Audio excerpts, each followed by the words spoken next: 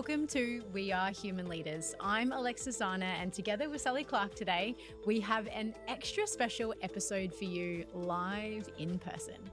That's right, Lex. And what a guest.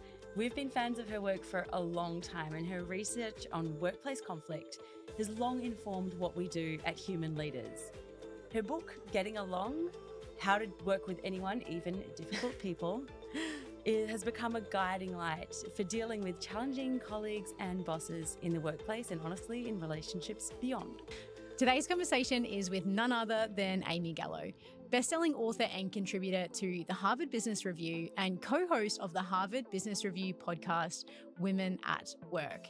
Amy joins us here live in Sydney while she's in the country for a live keynote address at the South by Southwest Festival. Amy is widely regarded as a guru on workplace conflict, and her expertise has supported thousands of organizations around the world to create healthy workplace cultures through navigating conflict effectively. In today's conversation with Amy, we take a deep dive into her recent book, Getting Along, to explore those difficult interpersonal situations at work and how we can successfully navigate those challenging relationships. Now, as the saying goes, you should never meet your heroes. But my gosh, are Sally and I so grateful for the opportunity to sit down with Amy today. Her wisdom and her graciousness in this conversation was second to none. And we are so excited for you to hear this conversation. So let's dive in. Amy, welcome to We Are Human Leaders. It is a pleasure to sit down with you today. And as we like to begin all of our conversations on the podcast is just about getting to know you a little bit more and the journey that has brought you to this important work that you're doing now. Is this a 4-hour podcast? Yeah. I'll tell you my whole life story.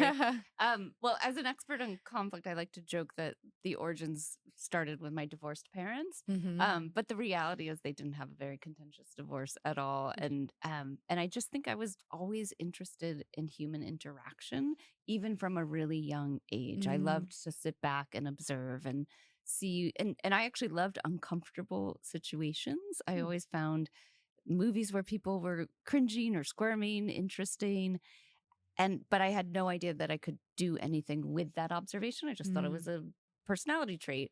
So I actually started my career in nonprofits. I worked for HIV prevention organizations. I then, in a complete 180 degree switch in my career, became a management consultant. It's a long story how that happened. But being a management consultant, sitting in these meetings with clients, doing projects, that's when I was like, that love of observing people came back. And I really saw how the success or failure of a project depended on whether people got along. And so I ended up starting to write about this topic, about interpersonal interactions at work. I published a few things in HBR that led to, in Harvard Business Review, that led to some additional work with them. And that led to writing 2 books about conflict at work. And that's why I'm here. Thanks so much for that, Amy. I love that you were kind of, even as a youngster, sort of leaning into the conflict and sort of what is it about these tension and these challenging moments that sort of brings out our deeper humanities. It's super interesting questions and sort of makes me wonder as well, I think often in the sphere of work, we focus on tasks. We really focus on, okay, this is what we need to do. This is how we need to do it. Why do relationships at work even matter? Oh, thank you for asking that question, because I can't tell you. I actually did a workshop several years ago with it was a governmental organization in the US, and I was talking about conflict and trust and relationships at work. And this guy sat in the back with his arms crossed the whole time. And when it was time for the Q&A part, he thrust his hand up immediately. And he said, "Why are you talking about trust? Trust doesn't matter. We're here to do your job. If you do your job, you'll get it done." And I had to politely say, well, decades and decades of research disagree with you. So, the reason relationships matter is that we see in really almost every piece of research about relationships at work that they enhance our productivity, our creativity. They make us happier, more engaged. And this is not necessarily like we're best friends, we hang out after work. This is just caring about one another's success, being invested in one another. asking polite questions, not being rude to one another. It has such a huge impact. One of my favorite pieces of research on this, I talk about it in Getting Along, is a group of researchers at Rutgers University in the US found that people who said they had a best friend at work had higher performance ratings. So I don't know how you would need any more evidence to show it actually impacts how we perform at work.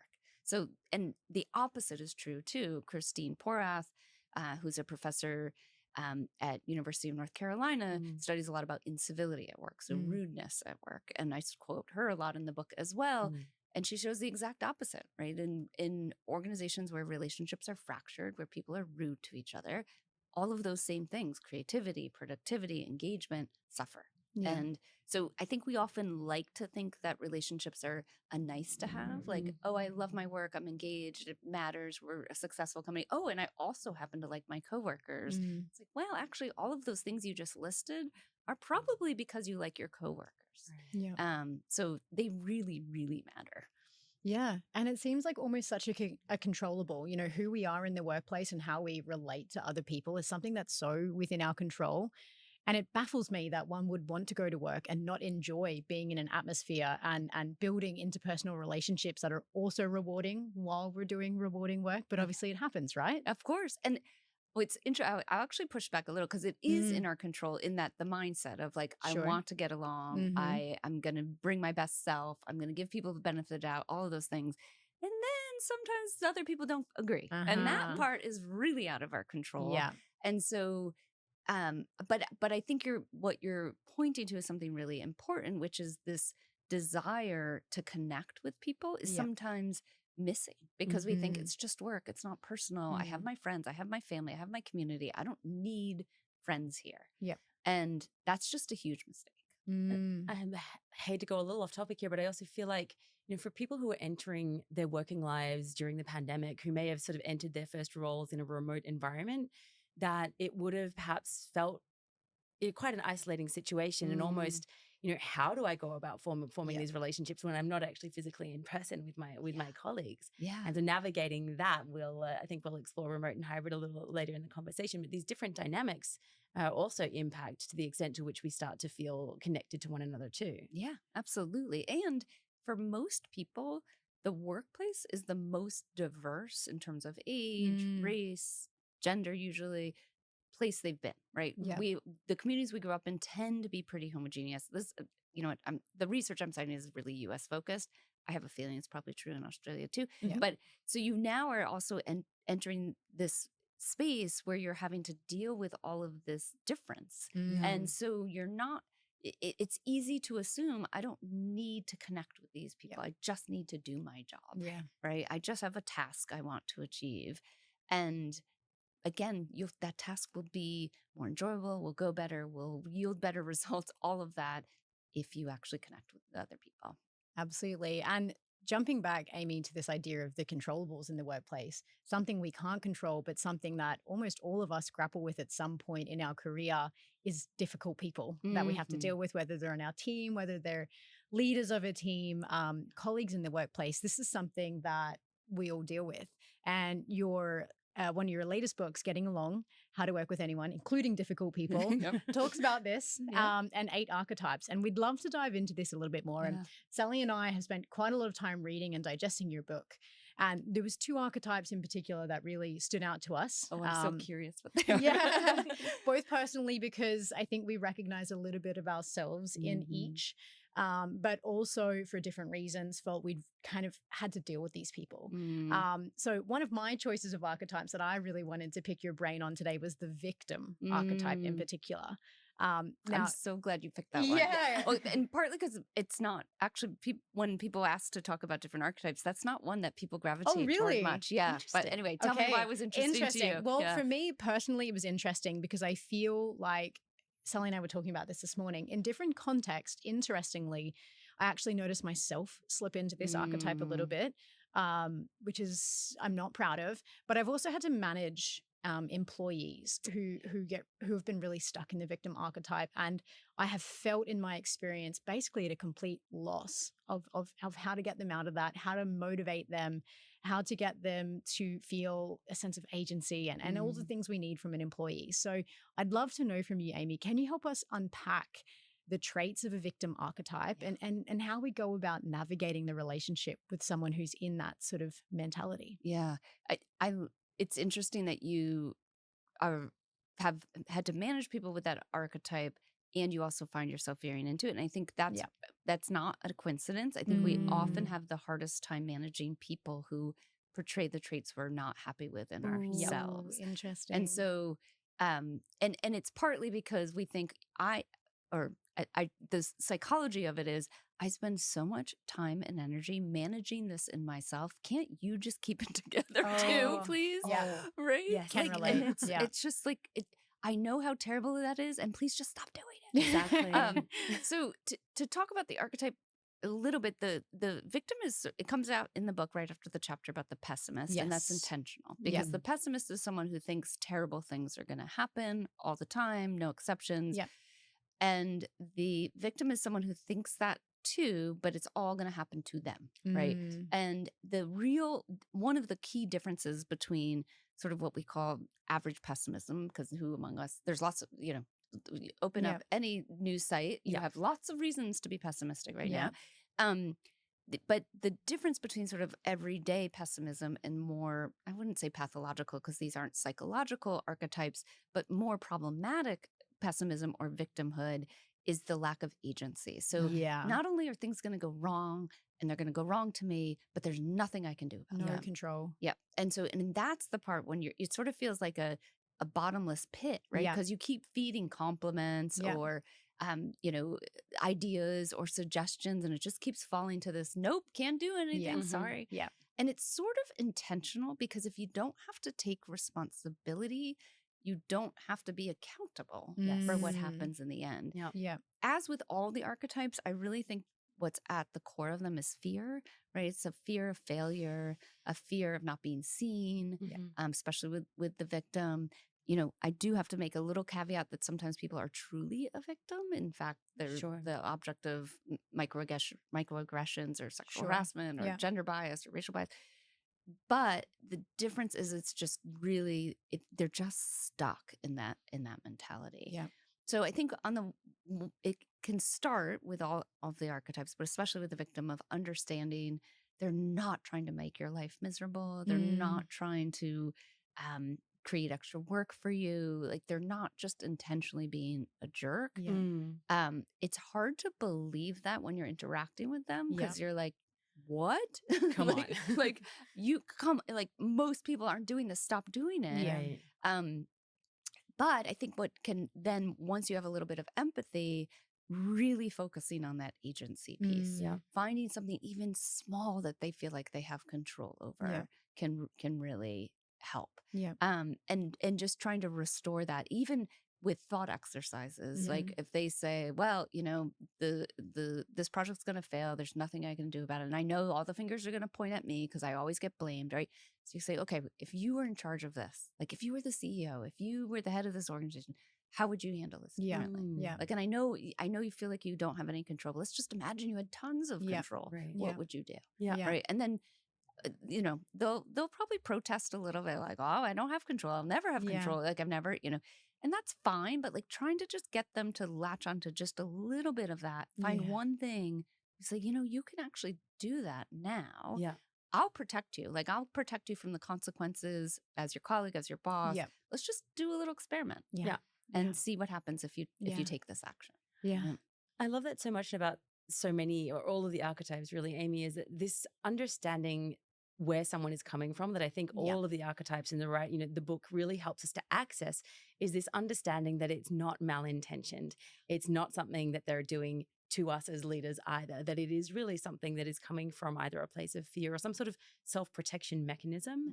And that's such an important way of framing it so that we can get past that sort of perhaps instinctive reaction and start to hold space for what that person in that situation needs. And that's such a great example, I think. Well, I know for me as the victim and also managing the victim, it was almost like mitigating my fear in advance. It was like, if I push back, then I won't look like the failure. If I feel overwhelmed, then I feel like the loss of agency because there's too many overwhelming factors. Victim was just an easy place for me to sit. And to your point, Sally, on empathy, it did make it then easier when I was managing someone like that to understand the motivation a little bit more, Amy. And your book does a brilliant job of helping kind of peel back those layers so we can get to the root cause sometimes for the problem for people. Yeah. And getting to the root cause is like, is complex because, and I have, it's funny to put a book out in the world and be like, I'm not sure I believe it, but you do. Like, there are things about it that I have hesitation about. Like, one is requiring you, who's having to suffer because of this person, to do a lot of empathy and perspective taking. I think also when you feel like you've often been the adult in the room early in life, that kind of when that role comes up again, you're like, please, really, exactly. You're like, thanks, mom and dad. Here I go again, right? Yeah, and I do, and I think I'm not sure I do it clearly enough in the book. I try to do it in interviews and my talks now, which is like, you have a choice. I'm not telling you have to be empathetic. Right. It will help you. Like, it will help you if your goal is ultimately to get along, manage this person better, reduce the amount of unhealthy conflict. It will help, but it's a choice. And so you really have to decide. I think the other misgiving I have is like, I have all this, here's what might be going on, but I don't want people to like play armchair psychologist and like go up to their victim colleague and be like, I know what your parents were like. Yeah, I got you. Like you don't want to do it. So I think, yes, I want people to be empathetic. I want them to think about what might be motivating this person and then take productive action. And I think that's where the leadership comes into it. To me, that's a real act of a leader when you can discern between, okay, having that understanding, how does that empower me to take helpful behavior in this moment? Because it's not my job to solve this person's psychological history. It's not my job to necessarily to change their entire experience of what they're doing, but really to help them in this moment to do what they need to do to feel more connected to the project and to understand that a bit of a different perspective in terms of what they can control and where their agency lies. And I think for me, that's a really beautiful, sort of very specific leadership quality that we can bring. Yeah, I like that lens on it. Oftentimes with my writing or my work, are you both fans of The Office, the TV show? I hear they're creating an Australian one. I'm so excited. So it's going to be, I think it might be the best one. But anyway, I think I have something I call the Michael Scott test when I write or give advice, which is like, if Michael Scott read this, what would he do with it? and I do fear sometimes like he would be like, do the exact wrong thing. Yeah. And so I think that's right. That's the leadership lens. When you take that and when you say leadership lens, I'm assuming you also don't mean someone you directly manage necessarily. It could be a colleague. Totally. It could be your boss, right? Like being a leader is using your best judgment, doing that perspective taking, and then discerning between I am your psychologist or therapist or whatever, and actually just taking productive action. Yeah, amazing. I love you just elucidated that so perfectly. Now, I definitely related to the victim archetype myself, but there's another one, and I'm sure you probably do get this one more frequently, and it is the passive-aggressive type. And, according to your research, the passive-aggressive peers tend to be the most common archetype in the workplace. I'd love to know, before spending hours telling my own story of my passive-aggressive history, and Lex has one too. But why is this the case? Why is it the most common? And what are perhaps some tips for us to be able to deal with our peers who are showing those passive-aggressive tendencies? Yeah, this was the first chapter I wrote of the book. It's the question, whenever I give a talk about difficult people, even conflict at work, I can guarantee the first, second, or third question in the Q&A is going to be, how do I deal with a passive-aggressive colleague? It is so common, and unfortunately, it's just also so hard to deal with. Again, the origins are often fear, anxiety. There's some sense that people act passive aggressively because they have something called rejection sensitivity. So they're afraid of being rejected. So if I don't actually have an opinion, if I don't actually stick to an idea, if I don't follow through on anything, then you can't, accuse me of being wrong. Like you won't reject me. And I think part of the reason it's becoming even more increasingly common is that we're seeing, and there's not research yet on this, but I think I see it anecdotally. I have a feeling the research is coming, is that we are just becoming more and more conflict averse in workplaces.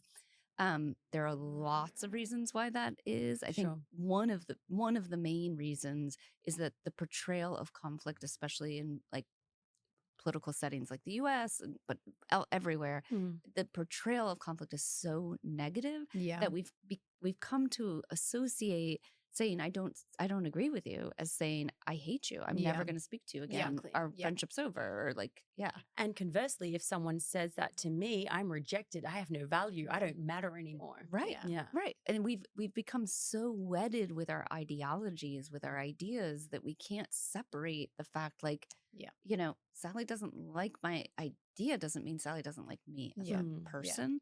So I think that's created this rise in passive aggression. There's also, you know, there's probably something to do with the fact that we're raising awareness about being more sensitive in the workplace, about not committing microaggressions. So people are also afraid of saying wrong things. So then we try not to say anything, which is not what we're saying, right? So and so I think that's led to this real lots and lots of people who probably wouldn't normally be passive aggressive adapting that behavior. Right. I mean, I can probably name 5 times in the last week I've acted passive aggressively. Like it's just, it happens. Well, I was reading the chapter out to my partner and the first thing he said was, "Oh, that's you." So I think, I definitely relate to that.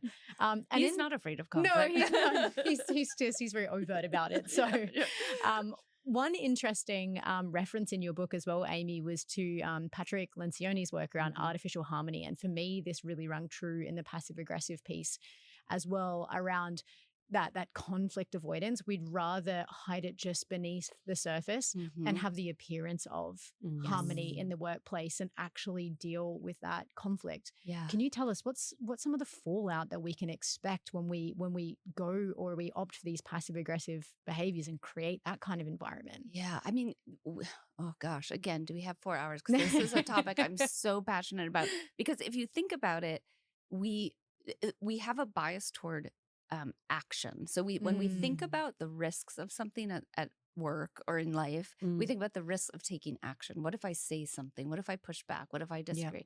We do not think about the risks of inaction. What if I stay silent? What if I don't call attention to this? And so we think the easier route is to stay silent, but that artificial harmony and behaving passive aggressively, like, you're not going to be seen as a full human. People aren't going to understand you and all of your thinking and ideas. They're going to lose out on any, innovations or perspectives or insights you might have.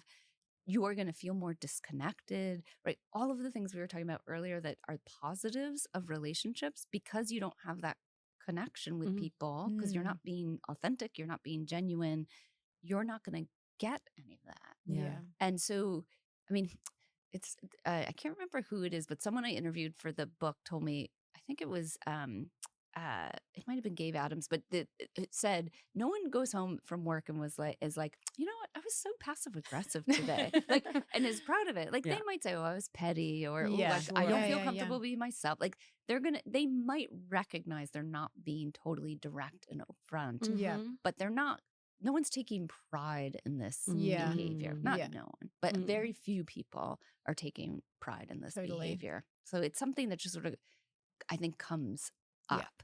And then the artificial harmony, I mean, if you think about teams, like if there's unspoken ideas, there's insights that don't get expressed, there's simmering resentments, like that is a big one, right? Like just festering all of this disagreement that doesn't get voiced.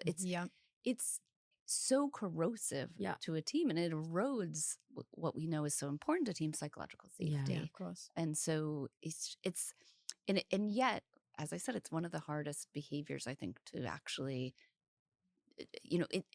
to address. It's interesting, isn't it? Because I think there is a lot of talk about, we've talked with Amy Edmondson on the podcast previously around psychological safety. And I just feel like there is this incongruence between consistent passive aggressive behavior and a culture of psychological safety. So it really is, to some extent, becoming aware. And I can almost feel this physical cringe in myself when I think about that tendency that I have, that I'm still working on, to not to let go of that passive aggressive behavior because of, as you spoke to, sometimes a fear of the conflict, and thinking, if I just don't say something, I avoid that immediate discomfort, but there are consequences, as we know. Right. Now, Right. I would love to hear from you, Amy, when we're thinking about, for ourselves as leaders in our own sort of self-leadership process, what can we do to start to become more aware of our own archetypes and sort of really, because I think that is an important component of this work, right? To really sort of start with ourselves. What would you advise? Oh, that question breaks my heart a little because it's a great question, but because the original version of the book, which was way too long, had sections in each archetype of what if this is you? Right. So what if you recognize that this is, what can you do?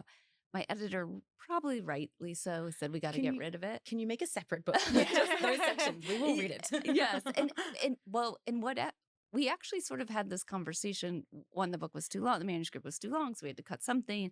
But then also, I think now we were wrong, but we had this conversation of, do people really have the self-awareness? Like, Right. do you know? It's a tough one, isn't it? Like, it is. And yeah. but like the first week the book came out, I got dozens of emails and messages from people saying, I read your book, I'm chapter 4. I read your book, I'm chapter, and I was like, uh-oh. Like, we didn't actually help the people. And people really like to use it as a self-diagnostic tool, which I'm like, great. Like, increase that awareness. So, and yet there are lots of people who do not have the self-awareness. And I think what I would say is that if you have an inkling, like if you even hear the term passive aggressive or victim or insecure boss, and you're like, oh, that might be me, find someone who you trust to give you honest feedback, especially if you are in a position of any sort of power. Yeah. Don't think you can just go to someone and say,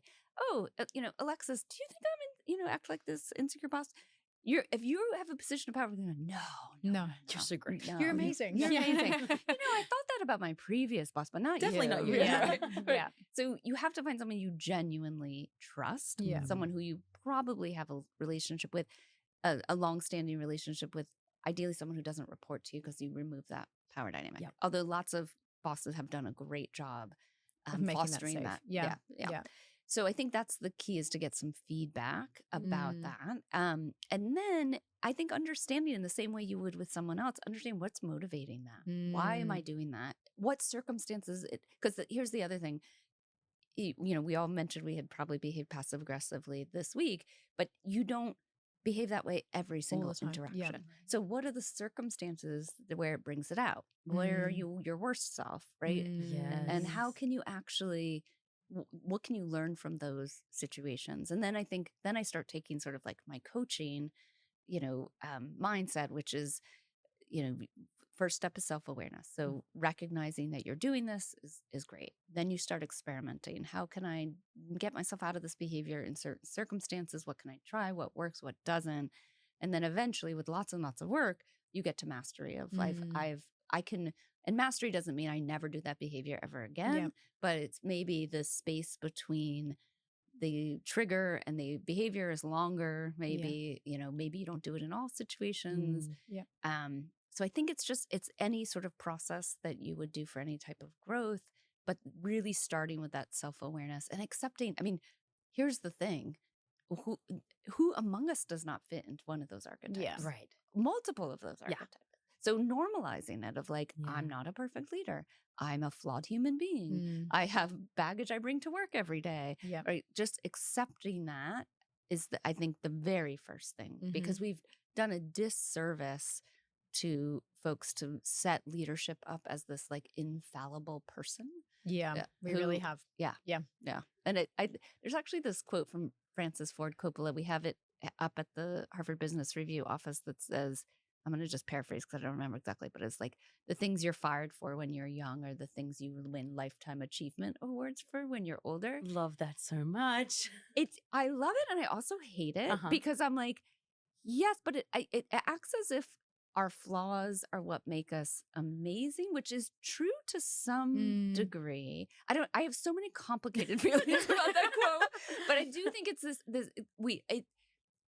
it just sort of sets these like you will achieve greatness. I'm like, well, Yeah. you know what? Sometimes the things people are fired for, the things that make them fired, get fired again and Yeah. again, make them Yeah. like terrible leaders, make them like, Yeah. so like, it's complicated. And I Yeah. think what I loved about what you said, particularly Amy, was you used the word acceptance, and I Yeah. think that's the key. And I would hope that kind of is underneath what Francis Ford Coppola was saying in that quote. It's like when you stop running Yes. from who you are and you actually turn and accept. And that doesn't mean you just continue to behave that way, Yeah. but you work on it where necessary. And you know that, yes, as you mentioned as well, it's not about a perfect score sheet. It's about that incremental improvement. Yeah. That starts with acceptance and awareness. So I think Yeah. that's a really important point for leaders to understand. Yeah. Yeah. Well, I think about all the aspiring movie directors who are like, no, I just got fired. Yeah. You know, Yeah. and, Yeah. and now I'm in HR in this, I don't, whatever. Like it's just I don't know. It is. I do think that you're exactly right, Sally. Is like it's about acceptance. It's also all of these things, right? There's all of this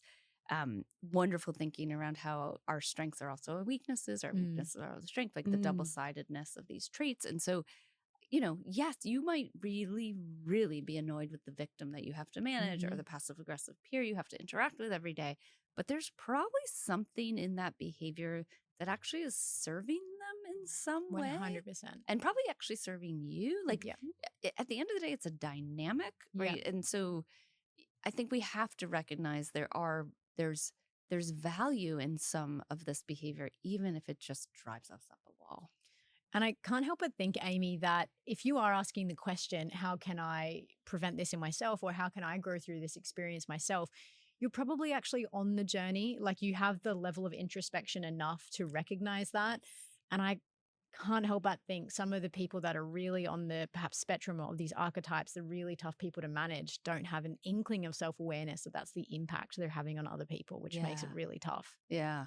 I once got the advice, I have a teenage daughter, and early in her life, I remember asking someone like, how do you know if you're a good mom? Like, what's the metric? Yeah. As someone who's like sort of nerdy and mathy, I want the score sheet to tell me. And they said, actually asking the question makes you a good mom. Yes. And I think that's probably true of leaders too. Like even wondering, am I a good doing leader? a good job? Right. How can I be better?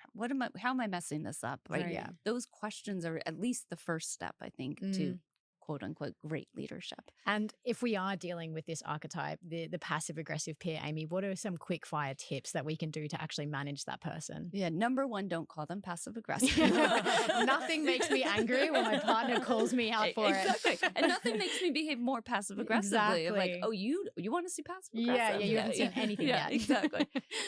I think also, again, if we think about the fact that it's about a fear of conflict, it's about a fear of rejection, in some ways you have to lay out the red carpet for them of like, you don't have, not in an obsequious way, not in an ungenuine way, but to make it clear you are disagreeable with, right? Like, I'm okay with conflict. I'm okay with you not agreeing with me.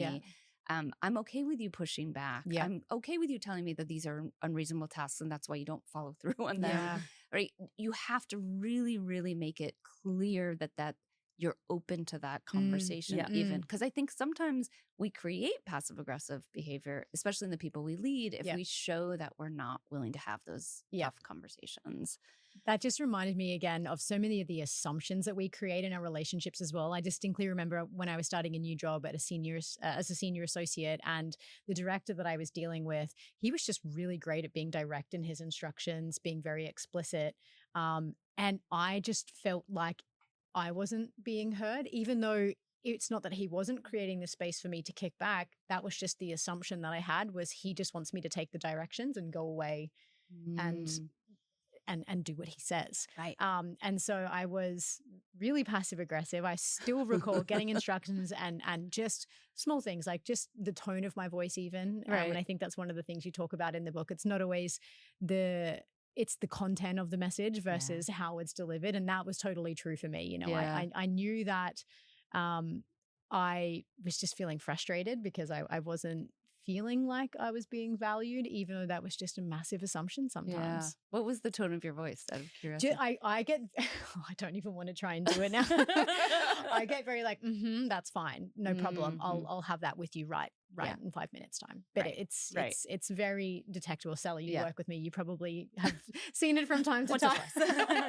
twice. Right. Yeah, it's just like the sharp, like there's a tone shift that I think is really perceptible for people. And yeah. You sense, for me, it's like I sense withdrawal in that moment. It's like you're not Yeah. in the room Yes. anymore. Something's changed and Yes. it's You're shutting down. exactly. Yeah. Annie McKee, who's a emotional intelligence expert, calls dealing with passive aggressive people shadow boxing, because it's exactly that, right? Like they disconnect, so you can't even land a punch. And I don't mean land a punch. I mean you can't connect because they're just like, I'm out. Oh no, I'm gonna say yes, but I'm out. Yeah. And so the Heidi Grant, who I interviewed for that chapter, she's a social psychologist. She talks about this idea of hypothesis testing too, which is like, you have to have a pretty strong relationship to do this. Although you could try it out also with someone who you don't know as well. But, Sally, you could say to Alexis, like, "Ooh, I get the sense you just disconnected. Yeah. I may be wrong here. Wait, you don't want to accuse, right? Like, I may be wrong, but do we need to like try this again, or should we, should we come back to this conversation later?" So you're giving them. They don't have to say, "I'm so frustrated with you. Please stop." Yeah. Right. They can say, "Yeah, like we need a different take," or whatever it is. Yeah. What a fuse breaker though, because I feel like that invitation to introspect quite often for me, I'm getting that amygdala hijack and it's happening so quickly that I don't even know I've gone offline. Yeah. And it's not until someone says, "Hey, like, is it all good? I'm feeling like this isn't quite landing how we planned," that I'm like, "Oh, I've actually flipped the switch into passive aggressive." So it's a good circuit breaker. Yeah, being welcomed back online almost. Yeah. I love that. And giving people space. I mean, I think there's a feedback tool. I introduce it in the chapter about the biased colleague, which is that you describe the situation, the behavior, and the impact, right? Like you interrupted me 3 times. In a meeting, that's the situation, behavior. You interrupted me 3 times, the impact. It made me feel like you didn't care about what I had to say. Whatever. I love that. Right. But I'd like to add another I, which is intention, which is I know that probably wasn't your intention. Yes. Right. It's just, again, to say like, because even describing like it made me feel like you didn't value my voice sounds like an accusation. Right. Yeah. It made me feel. Exactly. Yeah. And so to say, it probably wasn't your intention, allows them to be like, yeah, I was just stressed, or, oh, I sometimes come off like that, or, oh, it gives them this out. And it also says like, I trust that that wasn't like, I trust you as a person to respect who I am as well. Yeah. So it's, this is, I would not assume that would be your intention. I think it really gives that validation that in this relationship, there's trust here. Yeah, it's the benefit of the doubt. Yeah, it's ego calming, right? Yeah. Like Totally. because the ego comes in like, wait, I'm not a good leader. I'm a bad person. I'm passive aggressive. Like you start going off the rails, and you just calm the ego. Exactly. Yeah. Straight into aggressive. Now, Amy, obviously, Sally's touched on how the hybrid and remote sort of workforce is really drastically changing how we connect with one another, how we manage our relationships. Can you talk to us a little bit more about the impact you're seeing the hybrid and remote setting have on our relationships? And what are some of the things that leaders can do to ensure that our communication stays connected and is mindful of, the disconnect we might be experiencing from that? Yeah. It's funny. And again, I haven't seen much research on this, but I'm observing that we're really worried about disconnection in the workplace with hybrid and remote work. Makes total sense. And at the same time, we connect with other people in our lives through technology all the time. Yeah. Right? Like I'm here in Australia, my teenage daughter's back in the US. We FaceTime, we text, like, it helps. We have a pre-existing relationship, of course, right? But I think we sort of, I'm worried we're a little overplaying the disconnection. Yeah. Again, not based on research, just sort of a theory. And I think I think if we talked more about the ways that these technologies are keeping us together. In fact, the team I work most closely with at HBR was mostly co-located before the pandemic. Yeah. And I wasn't, because I didn't live that close to the office. So I was there occasionally, but not a ton.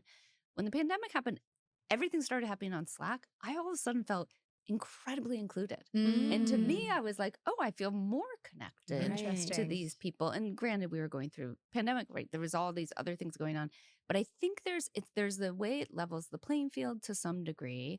And I do think we are learning how to connect. Yep. The problem is it's a dehumanizing, it's naturally dehumanizing Yep. in that you don't have to look someone in the eye. Yep. You can just turn it off. Like, you close your computer and you go do something else entirely. You're not picking up on body language. You're not having the mirror neurons. Like, all of that stuff is not happening. So yes, it is disconnecting in that way. And I think leaders really need to think about, how am I not, let's bring everyone back, no exceptions.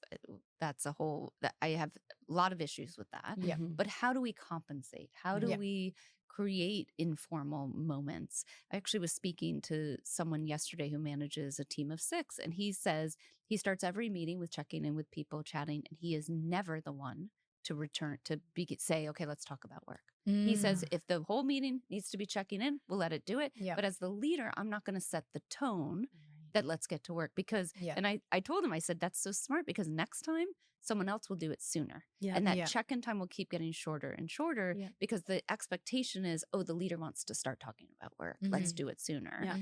Yeah. So that's one tactic I literally heard about yesterday, where I was like, I love this. The other is, I think we also have to just find ways to remind one another of our humanity. And whether that's checking in, how's your dog, how was your vacation, whatever it is, or even just,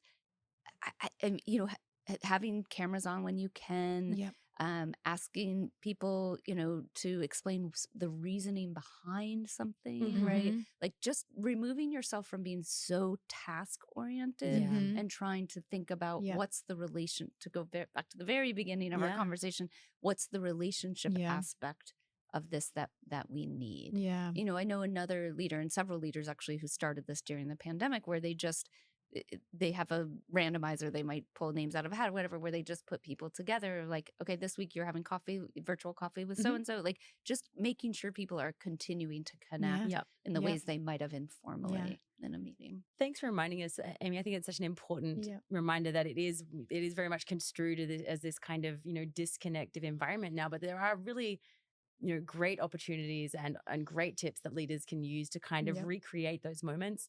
We had this relationship. Sally and I worked together for nearly 2 years before we met in person. Wow. And interestingly, the most awkward thing about meeting each other for the first time was divulging our height to each other before we met. We're both 5'4", as like, by the way, I'm really short, just so you know.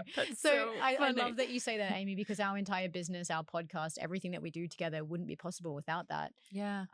And we've heard a lot of stories like that coming out of the pandemic too. So I think there is a lot to be said for that. The international connections that we have, that simply, they may have been there with the technology before, but we weren't using it in that way. Totally. And it's really exciting. Yeah. And I think it's just possible. I think and it's funny also when we talk about younger generations who are just starting out at work, and they don't have the opportunity to be around their colleagues. It's like, these are kids who, like, I have a nephew who has, his best friend is someone he has never met. And he's like, he's saving up his money so he can fly to California and meet his best friend. So cool. And I'm like, are we going to deny that that's a real relationship? Absolutely not. And so I think we need to find ways to compensate for the lack of connection in these technologies, but I think we also need to start changing the narrative that they allow us to connect. Absolutely. Yeah. Amazing. Love that reframe. We could certainly continue this conversation for another 4+ hours. Amy, it's been such a delight to have you with us on We Are Human Leaders. That we'd love to finish by asking, if a leader is going into, perhaps a new leader is going into an environment where they sense that there is perhaps a toxic culture, or the relationships are not great, there's been some conflict, what would you advise to them as a sort of a starting point when they're going into that environment? Yeah. Well, one, I going again back to the very beginning of our conversation, I think about myself as a young kid, like, observe, like, really pay attention to what is going on. It is easy to go in, especially as a leader, and expect, I have to fix this right away. Ooh, this is bad. I'm entering, like, a harmful situation. But observe what's going on, talk to people, find out, if there's someone outside the team who might have a perspective who can share, try to collect information, gather insight on what's going on before you start trying to sort of mess with things. And then I think really think about psychological safety, like the how do you start building it? Admit your own fallibility. If people start getting into blaming one another, really try to refocus on learning. I had a great leader years ago who I made a big mistake and I had to tell her, and she would have been right if she had been mad and angry and upset, but she just sort of sat there for a moment and her face did not look happy, I'll be honest, but she said, "What did you learn?" It was like the first question, right? Wow. So I think it just changes the tone. I was held accountable for the mistake. Let's be clear, but the initial focus was, what did we learn? And I think the more you can tell this team in this toxic situation, we're focused on learning. We're all growing. We're all developing, and you cannot talk about the growth mindset enough because you want people to believe the dynamics can change and that the people can change. Yeah. And so the more you can tell stories along those lines, talk about your own development as a leader, and then I would just say be patient. It is so hard to change a toxic culture.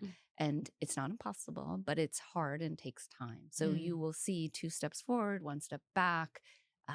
You have to also really protect yourself from not getting brought into that culture, because you're trying to fit in as the new leader, but don't get drawn into the toxicity. Like, really make sure you're like staying in touch with your values, how you want to be as a leader.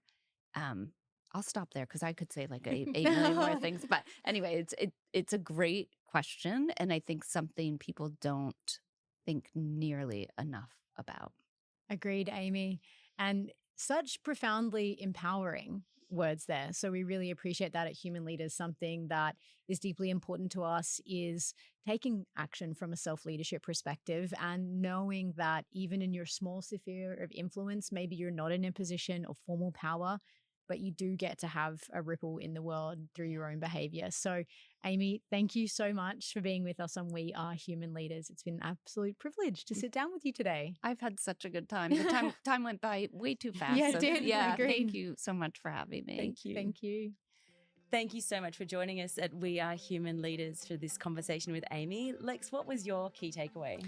For me, I'd have to say it was really the piece about self-leadership, really leaning into understanding how we're showing up in the workplace and taking those small actions that Amy suggested to better observe our behavior and the impact it has on others. What about you, Sel? Absolutely. I think it was really sort of starting to explore those archetypes and how we can use that understanding to improve our own behavior, but also shape healthier team cultures around us. Absolutely. So you can learn more about Amy's work at the show notes, and you can learn more about We Are Human Leaders at www.wearehumanleaders.com. It has been such a blast to share this conversation with you, Lex. Yeah, same. I've loved it. And it's been an absolute pleasure to host Amy Gallo on We Are Human Leaders. So thank you for joining us for this conversation, and we'll see you next time.